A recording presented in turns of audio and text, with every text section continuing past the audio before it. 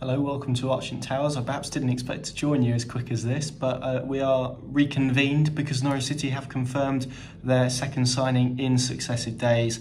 Lukas Rupp from Hoffenheim has joined them on a permanent basis. The midfielder had 6 months left on his contract, so Norwich have essentially paid an undisclosed fee to activate that clause early. So he becomes Norwich's first permanent signing of the window, their second signing behind Andre Duda from Hertha Berlin yesterday. And he's a 29-year-old midfielder, which is the first thing I want to comment on, because in terms of age, this is perhaps a little bit out of Norwich City's age profile. Of course, predominantly we see them recruit players under the age of, or 28 and under essentially. He only turned 29 on the 10th of January, so only a few days over. But equally, that is interesting, and he does join a midfield list that is pretty strong at the moment, and perhaps not strong, but certainly full of depth. I think Norwich have had a lot of issues in the midfield positions in terms of finding balance and protecting their back four, and also midfielders chipping in with goals. And looking at his record at Hoffenheim, Paderborn, Stuttgart, he does pop up with a goal or two on occasion. And perhaps his biggest strength is his versatility. He's a bit of a jack of all trades in midfield, can pass the ball, is pretty good defensively, and as I said, does pop up with a goal. And interestingly, did feature with Mario Vrancic at Paderborn in the 2014-15 season. Although they didn't survive, those two did impress. Rupp scored on 4 occasions. I think his first goal came in a 2-2 draw when Paderborn had been 2-0 down against Jurgen Klopp's Borussia Dortmund. So certainly has pedigree, has played a number of games in the Bundesliga, has struggled for injuries a little bit, was ruled out for pretty much the entirety of the 2018-19 season with an ACL injury. He's worked with Julian Nagelsmann, who of course is a big up-and-coming coach now. He's at Red Bull Leipzig at the moment and gunning for the Bundesliga title, but has had an education at Hoffenheim, has been linked with a number of jobs in England, including Manchester United. But now he's in that Red Bull institution. He seems content to work there. And Rupp is an interesting one, a really interesting one, because it's not... some of the aspects of this deal on paper is a Norwich City signing, others aren't. And I've mentioned the age, I've also mentioned the position, his versatility. He can play as a number 6, he can play as a number 8, or a more defensive midfielder, or a deep line playmaker, or an attacking midfielder. So what this does is gives them an option in the middle of the pitch, and if you think, obviously they've strengthened that attacking midfield / wide position through Andre Duda yesterday, and what this adds is again a bit more strength to their midfield, and perhaps a bit of balance between the two, and a bit of cohesion between the two from midfield to attack, and to try and progress that ball up the pitch. Equally, this is an interesting signing, as I've said, because of the relationship with Mario Vrancic, because of it's obviously another signing from Germany, and Norwich's recruitment from that area has been pretty strong since Stuart Webber arrived at the club. But Rupp is going to have a point to prove. As I said, he's only played 7 times this season. He was out of contract in the summer, so he arrives at Carrow Road with a bit of a point to prove. And I've just been working up a profile piece on him this afternoon, and he's a man who back in 2017 was very strong in terms of his interest to come and play in England. And he reiterated that in November when he was asked about his contract situation, although he did say that perhaps Spain would offer him a bit more of something weather-wise, which is interesting to note as well. But as I said, he does offer Norwich more options to push the competitors Teti and Vrancic we've seen in there recently. We've also seen Teti and Tribal, Ibrahim Amadou, another man to throw into that mix.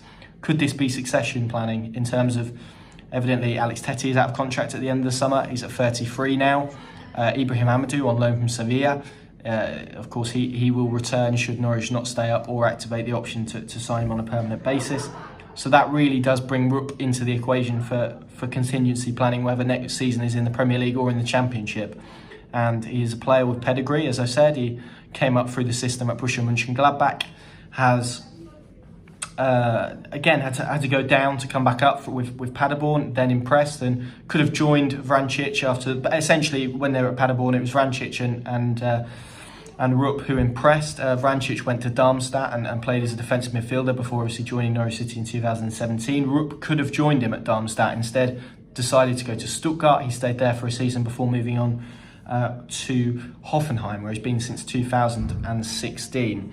And an interesting option because, as I've said, he's a well-rounded midfielder. Looking up at his now and looking up at his statistics and delving into some perhaps in more depth attributes in terms of his style of play, he is a midfielder who is a jack of all trades, really, can do it all. And I think Norwich perhaps lack that, an all-rounder in the middle of the pitch who perhaps can just add a little bit of everything into their midfield duo. And I think what that offers is, again, a bit more balance. And clearly midfield is an area they've identified as being a particular weakness, and some will look at centre-backs. And I sort of spoke about the centre-back position yesterday in terms of when Duda signed. And the reality is, if they sign a centre-back in this window, which I think everyone knows they're keen to do, then there is a reality that come March they could have 5 fit centre-backs in the building, which is excessive and difficult. And this is a hard club to sell at the moment because of their league position, because of how many points they're on, because no Premier League team has ever survived in their position. But this is a signing with a view to the future, and Stuart Webber and Daniel Farke reiterated any permanent business they did in this window would be with an eye to that.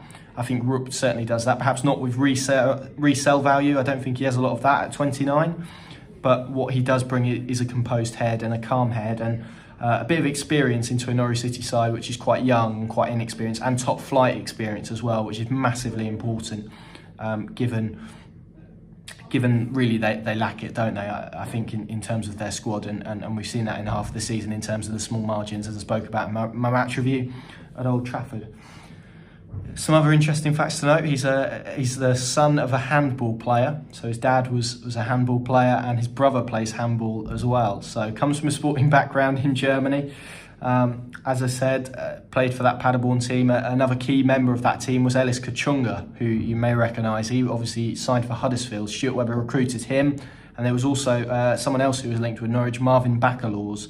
I think he was linked a couple of windows ago, but he was also in that Paderborn team. So it's clear to see that whatever was in that Paderborn side at the time, Stuart Webber liked and enjoyed. Ultimately, they got relegated, but they did play sort of good, brave football. Obviously, they've come back up now after falling to the 3rd tier in Germany. Dennis Shrubeni moved there recently for a club record fee.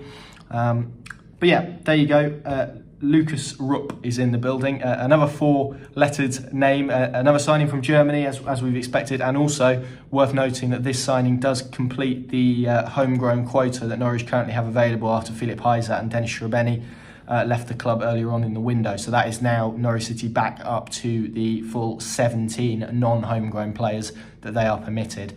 They still have a few spaces left on the homegrown side, and I think Stuart Webber has made it quite clear that he was always expecting to do 2 to 3 bits of business. So anything, and also 1 loan spot, 3 out of 4 loan spots, given Duda's come in as well. So essentially, any signings they do from here will have to be domestic unless they can shift someone else on.